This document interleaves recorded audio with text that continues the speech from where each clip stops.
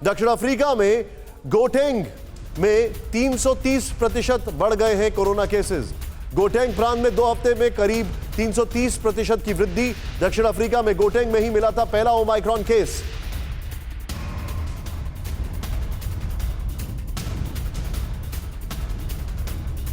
कुमार कुंदन के पास। कुमार कुंदन, हमारी क्या तैयारी है भारत के लिहाज से?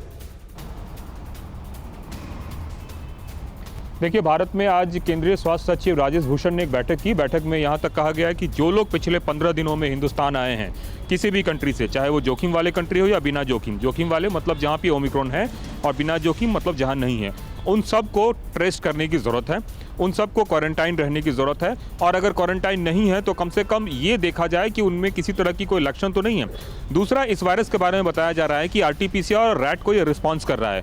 मतलब रैपिड एंटीजन टेस्ट भी अगर किसी मरीज का हो रहा है, किसी व्यक्ति का हो रहा है, तो उससे पता चल जाएगा कि उसमें नए ओमिक्रॉन का वायरस है या नहीं है। इसलिए बोला गया है कि एयरपोर्ट पे मैक्सिमम आरटीपीसीआर और रैट टेस्ट किया जाए ताकि जो भी लोग आ रहे हैं उनके बारे में पता किया जा सके। और दूसरी बात, जो लोग आ चुके हैं उनको ट्रेस करने की सबसे ज़्यादा ज़रूरत है और इसके लिए राज्य सरकारों को बोला गया है सख्ती से कदम उठाने के लिए, घर घर जाने के लिए। और जैसा कि मुंबई में हमारे सहयोगी बता रहे थे कि कुछ लोगों को ट्रेस किया भी गया है, उस तरीके से देश के दूसरे हिस्सों में भी ट्रेस करने की बात कही गई है।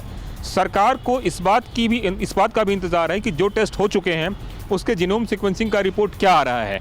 माना यह जा रहा है कि अगले 24 से 48 घंटों में ऐसी रिपोर्ट आएगी, उसके बाद ही रूपरेखा तय हो पाएगी कि अब क्या करना है। लेकिन उसके पहले के जो रिस्ट्रिक्शन और भी दूसरी चीजें हैं उसके लिए सरकार पूरी तरीके से तैयार है।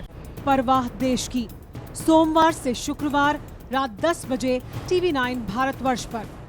देश बनता है अपने नागरिकों से, ऐसे नागरिक जो अधिकार के साथ कर्तव्य पर भी ध्यान दें, जो सच्चाई का आदर करें लेकिन असत्य से लड़ना भी सीखें, जो सिर्फ जानकार न बने बल्कि जागरूक भी रहें। इस काम में TV9 डिजिटल है आपका मददगार लगातार, ताकि आप भीड़ का हिस्सा न बने बल्कि राह दिखाएं भीड़ को।